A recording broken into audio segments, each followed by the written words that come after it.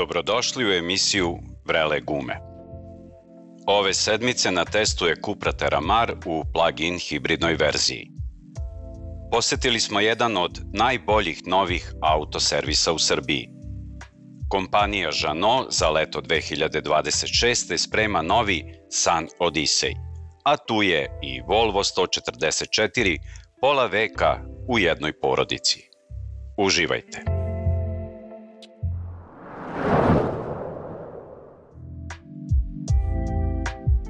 Ljudi moji, kaže meni jedan dan, jedna gospođa na pijaci, vi odraže, ni ne znate koliko ste brakova rasturili.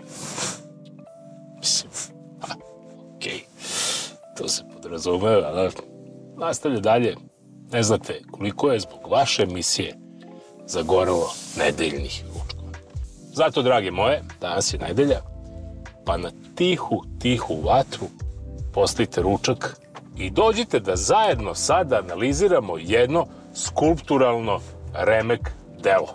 Inspirisano Ajkulom, a zove se Cupra Terramar, ali sada u jednoj opciji koja potpuno odgovara ovom dolazećem energetski kriznom vremenu, plug-in hibrid ili ono čuveno PHEV. Znamo kao da je brend inspirisan dobrom energijom i da ovo nije automobil za svakoga. Ako pripadate onoj kategoriji da vam je lepota automobila najvažnija, onda možete slobodno da prekinete gledanje ovog testa, da ja spakujem kablove i da idem, jer jednostavno ovo je jedan od najatraktivnijih, najzanimljivijih i onako najupečatljivijih i najosobenijih na našem sigurno evropskom, verovatno, pa čak možda i svetskom tržištu, jednostavno ono što bi rekli, svojom vizijom i svojom pričom uboli su onako u centar što se tiče dizajna. Ne znam se da li lepši od napred, da li lepši i dinamičniji iz boka. Budući da sam ja od onih koji smatraju da lepota automobila nije najbitnija, jer ona je za one koji gledaju s polja, šta me briga, da li njima lepo ili nije, ako ću sad ovako iskreno. I pristalica sam onog da automobil nije javna kuća, odnosno da se ne osjećaš lepo dok si unutra pa te sramotiš čega si izašao, jel da? Da je automobil jedna sprava u kojoj treba i uživati, ali koja pre svega treba bude korisna, da nas odvede na daleke pute. Zato je ova Cupra Terramar plug-in hibrid možda i prava stvar. U poslednje vreme sve češće govorim, jednim automobilom smo dobili dva automobila, ovde smo dobili najmanje dva automobila, čitao ih 177 konjskih snaga iz 1,5 litarskog benzinca, ali imamo i dobru asistenciju od 116 konjskih snaga u električnom motoru koji ostvaruje 330 Nm obrtnog momenta odmah, kao što vidite, čim se doda gas. A ukupno gledajući, ova dva motora ne možemo ih sabrati zato što jednostavno ne rade uvek u isto vreme svom snagom.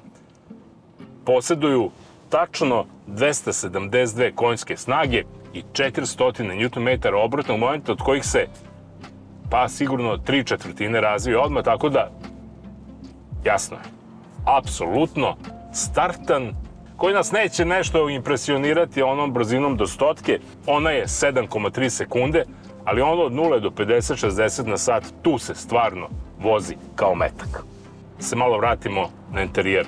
Vrlo zanimljiv, mogu da kažem da je onako dizajniran kao i spoljašnjost, sasvim čudno, da je upotrebljeno jako mnogo, sad moramo reći, recikliranih materijala, nema prirodnih materijala, veštačka koža, međutim sve je to tako lepo ukomponovano i sve je to tako dobro napravljeno, da uopšte nemam osjećaj da se nalazim u veštačkom okruženju, što moram da priznam i prija nekom mom unutrašnjem osjećaju da ne ubijamo životinje i da gledamo što više plastike, da vratimo nazad u upotrebu.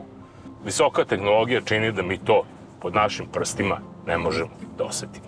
Moram svemu tome dodati, ajde da kažem, manje više klasičan Volkswagenovski infotainment koji je ovog ostrvskog tipa, sa opet da kažem, kad će već više da odustanu od njih, ovim regulatorima klime, jačine zvuka za muziku u automobilu, stvarno su neprikladni i na to ne mogu nikako da se navikne, kao i na to da, ajde, temperatura automobila će odrediti, ali stepen rada ventilatora, za to vam stvarno treba neki haker da u toku vožnje dođe do njega, a da ne skrenete pogled sa puta. Šta radimo, to sta nova vremena, ali sigurno će se i Volkswagen i Cupra vratiti malo jednostavnijem infotainmentu, baš što se tiče regulacije opštih stvari, što ne smeta na onom opštem ugođaju, a to da je on izvanredan.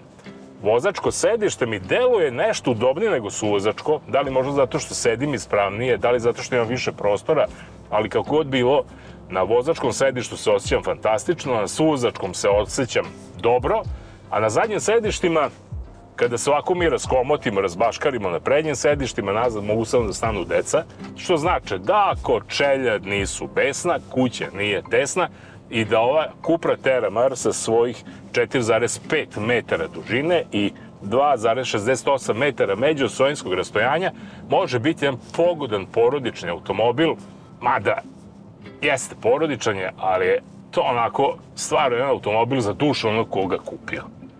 Svaki put za Cupru kažem da se iznenadim, da me podmlatim nekih 10-15 godina, pa tako je to sad i s ovim Terramarom, osim ova dva motora o kojima sam pričao, i istovremeno možemo da biramo model sa pogonom na sva 4 točka i s jednostepenim DSG automatskim menjačem i onaj sa pogonom samo na prednje točkove kao što je ovaj koji danas testiramo i sa šestostepenim DSG automatskim menjačem. Iako nema ne znam koliko brzina, ovde je sve usklađeno jako dobro, zapravo plug-in hibridi su najkomplikovanija automobilska, da kažem, rabota, jer jednostavno lako je napraviti električni automobil, tutneš elektromotore, baterije i teraj. Pa čak i onaj Musk uspeo da napravi Teslu. Dakle, to nikakav nije problem. Kinezi su to lepo iskopirali, međutim, problem je napraviti dobar hibrid i problem je napraviti plug-in hibrid, jer jednostavno tu treba već mnogo toga da se zna i o mehanici, da posjedujemo dobar motor, da sve to dobro uskladimo, da nađemo adekvatan menjač i na kraju krajeva da sve to digitalizujemo i spojimo kroz neki program da sve to dobro radi. Nekima to uspeva, nekima ne. Dakle, sve ovo što sam govorio o pogonu apsolutno je dobro usklađeno. Kada napunimo bateriju ovog automobila od nekih 20 kWh koliko nam je na raspolaganju, možemo apsolutno po gradu da se vozimo, dobro, fabrika kaže 100 km, ne, između 75 i 85 km u zavisnosti od spoljašnje temperature i načina na koji vozimo. Ako krenemo na duži put, ta baterija će lepo da nam traje, da nam bude odlična rezerva snage za trenutke kad nismo na velikom opterećenju, ali isto tako i za trenutke kada treba dosta energije za preticanja, onda je Cupra stvarno sa tih 272 konjske snage jedan pravi metak, tako da vam kažem, ali ono što je, opet da se vratim, najvažnije, to je da imamo apsolutnu gradsku električnu mobilnost, dakle ne moramo da brinemo hoće li biti par nepar u Srbiji, hoće li biti benzina ili nema, moćemo da se vozimo u svako doba dana ukoliko bude bilo struje, odnosno električne energije, a istovremeno ako krenemo na dalji put, naš duh još uvek traži onu benzinsku sigurnost da ipak možemo na svakom ćošku da natočimo gorivo u rezervoar i da idemo dalje. Sad kad smo već kod rezervoara, treba reći još jednu jako važnu stvar, a to je da je ova Cupra PHEV, dakle plug-in hibrid, za nekih 200 kilograma teža od standardne verzije, da je ta baterija smeštena ispod zadnje klupe i eto još jedan od razloga zašto imamo malo manje mesta na zadnjoj klupi, ali isto tako morali su da prepakuju celu priču, to se sad vraćam na ono, nije lako napraviti plug-in hibrid. Rezervoar su umesto njegove pozicije ispod zadnje klupe smestili ispod prtljažnika, morali su dobro da ga izoluju, da ga zaštite i samim tim se pomalo smanjio i kapacitet prtljažnika. On sad iznosi 450 litara zapremine. Cupra plug-in hibrid je teška oko 1900 kg, ali ono što je jako važno i što, evo sad, vole da čuju moji prijatelji nautičari, može da vuče prikolicu koja ima kočenje do 2 tone težine. Još samo malo da se posvetimo tehnologiji zbog koje smo se pored lepote okupili u Cupri Terramar.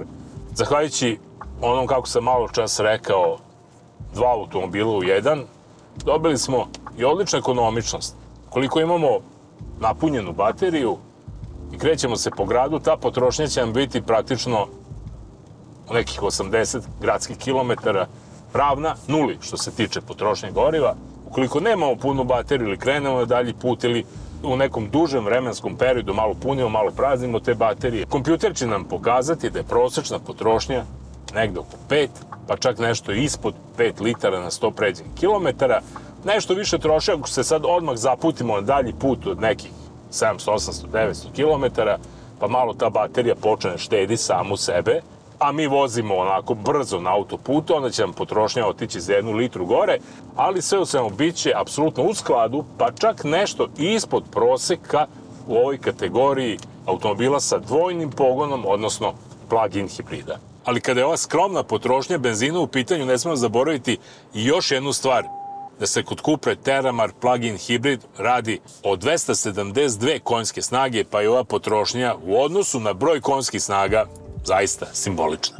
A za oni koji žele da uštede što više, treba reći jednu dobru stvar, a to je da je Cupra Terramar plug-in hibrid osposobljena da primi DC, dakle jednosmernu električnu energiju, snage do 50 kW, što znači ako dođemo na brzi punjač da ćemo ovu bateriju napuniti za 20 minuta, a ukoliko smo na ovom AC, na izmeničnom zidnom punjaču, koji će nam dati negde oko 10 do 11 kW, treba će nam pa nekih 2 sata da je potpuno napunimo i opet krenemo u naših daljih 80-85 km vožnje po gradu. Taman, ljudi moji, koliko vam je supruga u shopping centru, vama će biti dovoljno da uz kafu napunite električnom energijom vaš automobil i da pri tome naravno uštedite, ne računajući njen trošak. Šta vam ja mogu, što ste se ženili?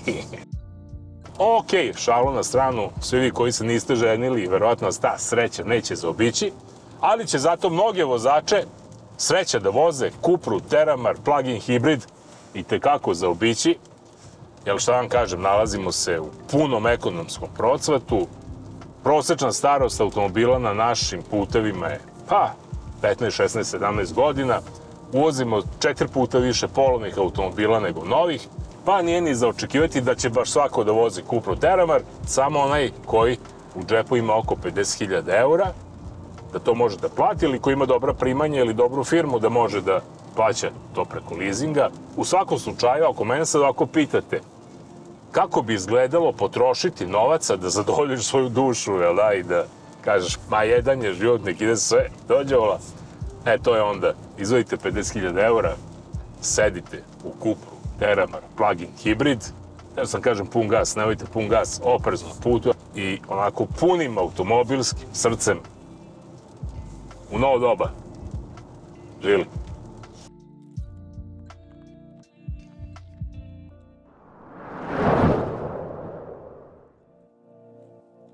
Jeannot San Odyssey 415 je jedrilica koja se bira srcem, ali se zavoli razumom. Konstruisana je za ljude koji u jedrenju traže beg od svakodnevnih bizarnosti iz fundusa pohlepnih zlih populista. Naravno, bez kompromisa koji kvare morske užitke. Dizajnirana u potpisu Marka Lombarda, donosi produženu vodenu liniju i modernu formu trupa koji smanjuje otpor i pojačava performanse. Sa svojih 12,5 metara dužine i gotovo 4 metra širine, ova jedrilica sigurno leži u vodi i lako ubrzava već na slabijem vetru. 2 kormila obezbeđuju vrhunsku kontrolu. Površina jedara od oko 75 kvadrata pokreće se lako i elegantno, a Janmar motor od 40 konjskih snaga čeka u rezervi kada vetar odluči da odmori. Komande su logično organizovane tako da i mala posada može da upravlja, bilo da jedrite iz hobija ili ozbiljno hvatate kurseve. Kokpit je širok, stabilan i prirodno postaje dnevna soba na moru. 3 kabine daju dovoljno privatnosti za višečlanu posadu, salon je prostran, sa obiljem prirodnog svetla, a kuhinja je dizajnirana tako da prati ritam talasa, bez suvišnih bravura. Tu su i ključni detalji koji znače. Velika krmena platforma koja se spušta do mora, udobna zaštita od sunca i vetra, stvorena je da menja navike, da vikende pretvara u krstarenja, a obične dane u male avanture. Jedrilica koja poštuje tradiciju plovidbe, ali gleda hrabro napred. Jeannot San Odyssey 415. Kada jedrenje nije plan, nego stil života. Cena 300.000 evra.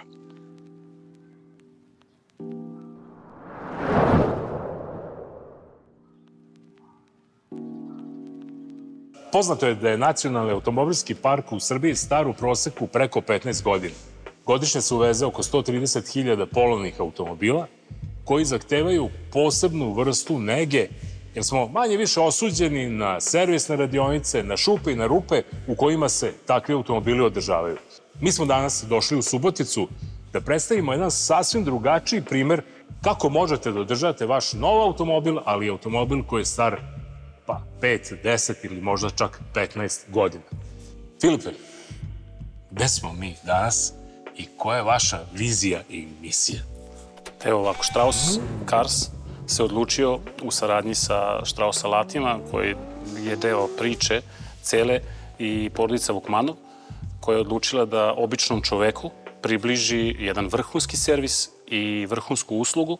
Filipe, ovde kad smo prilazili, vidio sam nov objekat, vidim nove alate, vidim da se ovde, onako što kažu, kao pod konac, i prosto mi to malo neobično s obzirom na ono na što smo mi navikli kako se održavaju polovni automobili. Šta ste vi zapravo hteli ovim ambijentom i ovom opremom da poručite vašim klijentima koji će doći?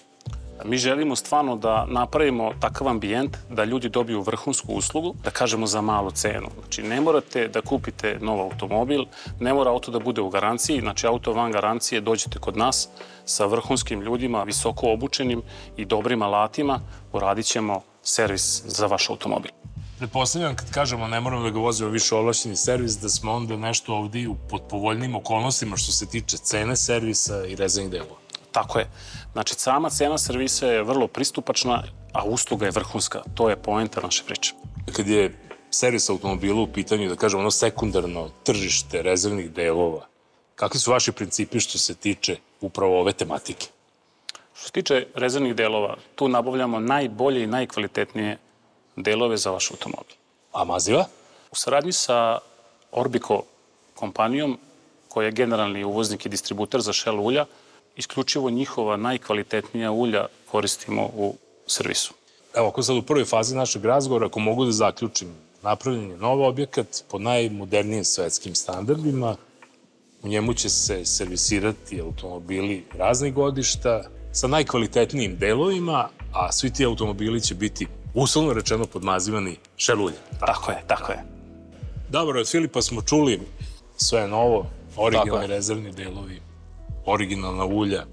Kaži mi jednu stvar, zašto većina naših vozača štedi na ulju i na mazivi? Pa, nažalost, naši ljudi za, ajde da kažemo, par stotina dinara naprave glupost. Unište svoje vozila. Zato što ne koriste kvalitetno ulje. Kako kažu ono, siromašan uvijek 2 puta plaća. Tako je, nažalost, ali tako je. Šta bi ti preporučio vozačima, bar što se tiče dugovečnosti automobila i pravilnog održavanja kada su mazivi? Pa bitno je da se na vreme menja ulje. Prvenstveno to. Možda čak i ranije nego što je propisano. Zajedno sa Shellom smo radili jedno istraživanje i hemijske analize kvaliteta ulja i došli smo do sledećeg podatka da je degradacija ulja kod plug-in hibrida i hibrida veća nego kod standardnih motora. Možeš li ti nam objasniti šta je fenomen toga? Pa fenomen toga je zato što hibridi sporije postižu radnu temperaturu i moraju da koriste ređa ulja. I zato kod takvih modela mora se posebno vodi računa kod vrste ulja, da se menjaju na vreme ulja i da se koriste najkvalitetnije ulja. Evo, ako da uprostimo stvari, imamo onu čuvenu gradaciju ulja. Pojasni nam malo koje su ulje koristi za koje motore i koji su to uopšte tipovi ulja. Recimo imamo gradaciju 540 koje se najviše koriste kod starijih tipova motora i kod benzinaca. Imamo gradaciju 530 koja je za novije tipove motora benzinaca i dizela. 530 sipa se kod vozila koji imaju DP filtere. Dobro, ja sam sada, ajde da kažem, prosječan klijent i hoću da imam najkvalitetnije ulje u mom automobilu i motoru. Šta bih izabrao? Opet sve zavisi od godišta, od kilometraže, koji je tip motora i na osnovu toga određujemo koje se ulje sipa, koja gradacija se sipa u motor. Znači, u našem servisu koristimo linije Shellovog ulja HX7, HX8 i Profesional, koje generalno pokriva sve tipove motora. Ja sam ga. Tako kažu menadžeri, da imam sad šta kaže radnička klasa. Majstori, dobar dan. Dobar dan. Šta se radi ovde? Evo, upravo skidamo karter da bi zamenili, to jest skinuli jedan deo koji se oštetio i pritom očistili sito uljne pumpe, pošto radimo veliki servis zamena lanca razvodnog. Boga mi je ozbiljan servis u pitanju. Vidim, lepo se ovde radi, pedantno. Kako ste obučeni? Ko vas je obučavao? Kako ste uopšte došli na ovu poziciju? Da, prošli smo najbolju školu za automehaničare i obučeni smo da radimo u ovom poslu. najbolje što znamo. Eto, videli ste. Bilo da su u pitanju rezervni delovi, bilo da su u pitanju kvalitetna maziva. Bitno je da dođete u servis koji daje sigurnost, kvalitet i poverenje. A to je upravo Strauss-Cars u Subotici, koji u saradnji sa Orbikom i Shell mazivima nudi najviši standard servisiranja automobila.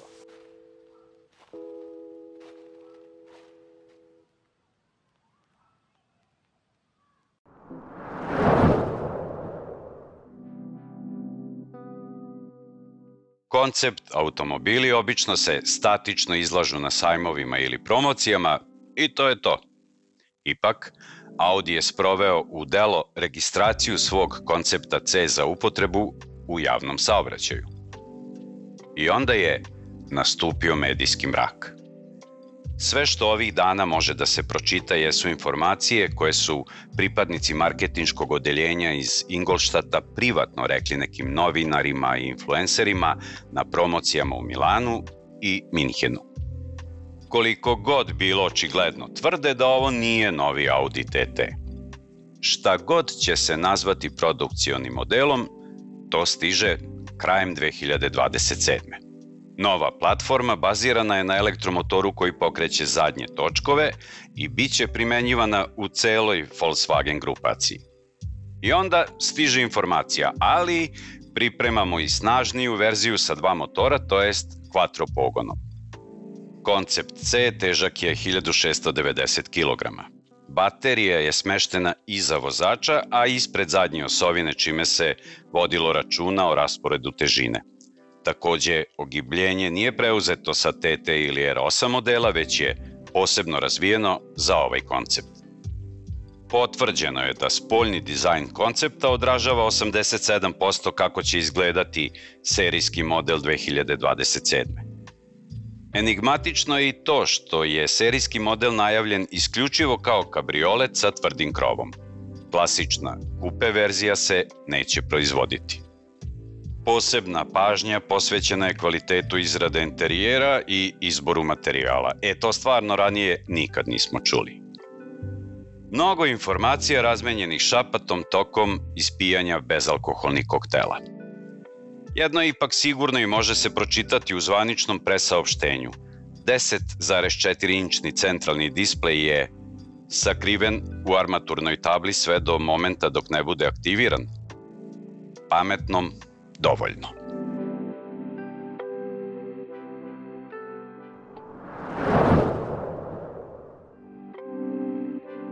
Jedan od skupova koji daju imidž oldtimerskoj sezoni Srbije jeste onaj u organizaciji kluba Abart iz Markovca, nadomak Velike Plane. Lokacija dobro poznata svima koji su ikada išli na ekskurziju, motel Stari Hrast, centralna Srbija, praktično podjednako udaljeni od svih oldtimeraša u Srbiji. Inače, od 150 oldtimera i youngtimera, mi smo izdvojili Volvo 144 iz 1970. godine. Sa ovim automobilom Volvo se oprobao u kategoriji globalnog modela. 144 je, pored proizvodnje u Švedskoj, sklapana u Belgiji, Kanadi, Maleziji i Južnoafričkoj republici. Ujedno, ovo je prvi Volvo koji je prebacio brojku od 1.000.000 proizvedenih primeraka. Čak i njegov naslednik serija 200 zadržao je prepoznatljiv dizajn. Što bi rekli u jednoj fake reklami, kupite Volvo. Jesu kockasti, ali su stvarno kvalitetni. Milan je imao peticu iz matematike, pa će on najbolje da objasni ovu brojku 144. Ovo je serija 140 gde prvi broj 4 označava broj cilindra, što znači da je ovo četvorocilindraški benzinski motor sa 2000 kubika i 100 konjskih snaga, dok druga četvorka označava broj vrata, što znači da je ovo limuzina sa 4 vrata, a postojala su i modeli sa 2, odnosno sa 5 vrata i nosili su oznake 142, odnosno 145. Proizvodnja je krenula 1966. Već 1969. uvode se disk kočnice na svim točkovima, a evolucija ispod haube se nastavlja. Pa da, ranije je ugrađivan B18 motor sa 1800 kubika, dok je u ovom autu motor oznake B20, to označava 2000 kubika. Da bi motor bio pouzdaniji, uveden je kvalitetniji alternator, a što se tiče kabinskog luksuza, tu je flow-through, protok svežeg vazduha savršen da rashlađuje kabinu tokom letnjih dana u Švedskoj. A za švedsku zimu Ugrađen je grejač zadnjeg stakla, što dobro dođe tamo.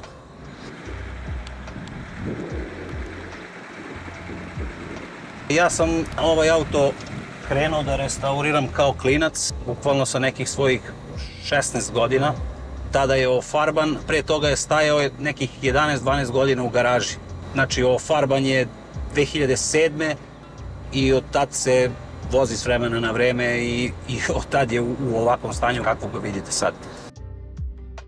Pa što se tiče doživljaja vožnje, stvarno je uživanje voziti ga.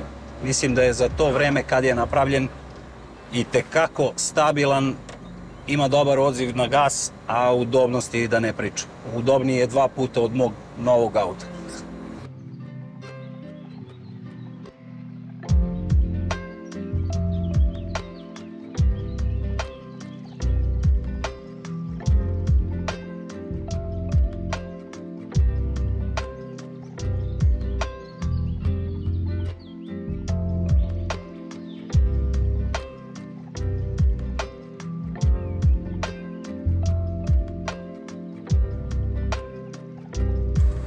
I treba napomenuti da je kompanija Volvo vlasnik patenta na pojasa 3 tačke vezivanja, a taj patent jednostavno su besplatno podelili svima u cilju globalne bezbednosti u autoindustriji. Pa eto, na kraju ovog priloga, iako 1970. vezivanje u automobilima nije bilo obavezno, 2025. jeste.